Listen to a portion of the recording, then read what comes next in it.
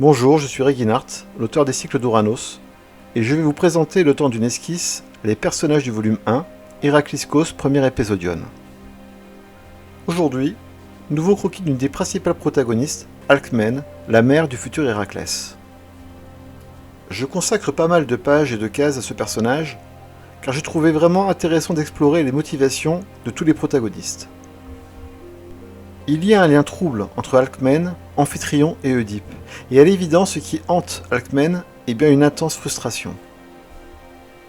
L'exil déjà lui a retiré une part de son identité sociale, car cette jeune femme est très sensible à la valorisation que lui a toujours conféré son statut d'aristocrate. Ensuite, il y a en filigrane une solitude sentimentale, que le très paternel Amphitryon ne peut exaucer.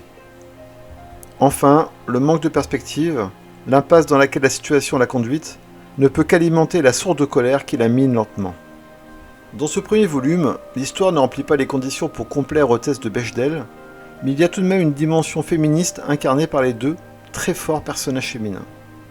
Voire trois, avec Héra que le lecteur découvre à la fin de ce premier volume. Cette dimension féministe, qui n'a aucune prétention politique, s'illustre déjà dans le rôle aliénant et ostracisant que la classe aristocrate confère aux pirates, en faisant d'elles des garanties pour maintenir leur pouvoir. Mais le mécontentement, la révolte d'Alcmène sont déjà des signes d'affirmation. Je ne juge pas moralement le manque d'instinct maternel d'Alcmène. J'essaie au contraire de faire comprendre son point de vue qui est tout simplement de se laisser sacrifier pour répondre aux ambitions d'autres personnes, notamment des hommes. Plus tard, je montrerai les conséquences de ce positionnement moral d'Alcmène, car il y aura inévitablement un prix à payer pour sa rébellion. Un prix amer, qui n'est pas une sanction ou une condamnation, juste la conscience qu'il est parfois impossible de retirer du positif dans un contexte foncièrement négatif.